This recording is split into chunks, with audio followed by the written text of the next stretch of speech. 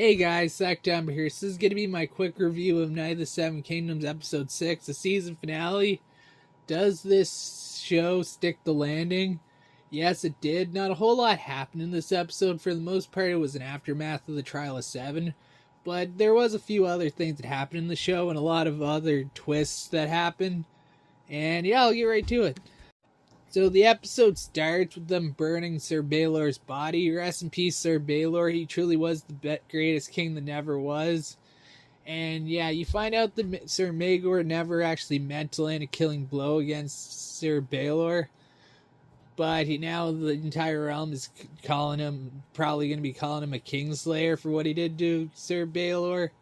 Which sucks, but hey, he still ended up killing him. He didn't mean to, but that's the way Game of Thrones works. Favorite characters never live long. One of my favorite scenes in the entire show was when he says, Baelor fought for me, he gave his fucking life for me. One of the most, it's sad, but because Sir Baelor really did risk his own life to fight alongside Sir Duncan, despite having armor that doesn't really fit him. And that's ultimately how Maegor was able to land a killing blow against him, which again sucks, but I can't stress enough how I'm going to miss Sir Baelor. He was one of the best characters in all of Night of the Seven Kingdoms. He will be missed. R.I.P. The good and kind people never live long, unless you're Sir Duncan and Egg, which are two of the kindest characters in all of Westeros. And yeah, they still have plenty of adventures to go on. They're not going anywhere anytime soon, which is good because I love Sir Duncan. I love Egg. They're the best duo in all of Game of Thrones centered shows. And yeah, you find out one of the biggest twists in the show is when you find out that Sir Duncan was never truly knighted by Sir Arlan. Which I thought was a big what the fuck mode, because I could be wrong, but in the books and the comic books, it's never explicitly said whether or not Sir Duncan was actually knighted by Sir Arlan. So when you find out that he never was, that's a big twist in pretty much all of Game of Thrones centered shows, to be quite honest. Like, I was shocked when I found out that he was never truly knighted. But yeah. Sir Duncan is still one of my all-time favorite characters in all the Game of Thrones shows. And yeah, when you find out that he was never truly knighted, I'm like, oh shit, really? It's hard. Like, now that I know that he's not a true knight, it makes a lot of the show make sense.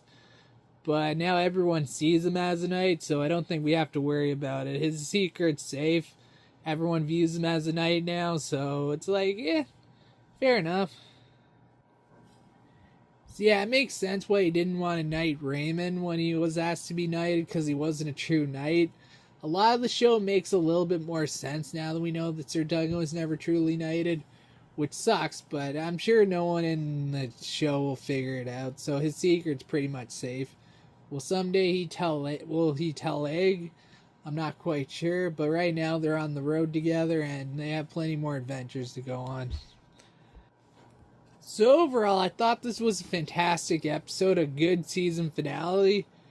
And yeah, overall, this might be my favorite Game of Thrones show ever. Don't get me wrong, I love Game of Thrones, I love House of Dragon, but there's something special about this show. How it's much more smaller scale, as opposed to Game of Thrones, House of Dragon, where it's like all of Westeros. This show kept it contained, and I really appreciate it for doing that, because you have two characters. You have Sir Duncan, you have Egg. Of course, you have all the other side characters, but this show knows to keep the focus on Sir Duncan and Egg. So yeah, that's pretty much it. Like, this episode, not a whole lot happened in this episode, but it was still a fun episode. The music choices, I feel, were a little odd, but it's like, put jazz music in a Night of the Seven Kingdoms. Why not? It's like, it was one of those things. It's like, are you really putting that kind of music in this show? But whatever. This is a much different show than House of the Dragons or Game of Thrones. Like, you have flashbacks to when he was a kid, which I've grown to like the flashbacks a little bit more than I originally did. But yeah, this is such a unique and different show from House of the Dragons and Game of Thrones that I really, really appreciate. And yeah, I love the show. I hope you guys love the show. So Anyway, like and subscribe to my channel for more, and take care, guys.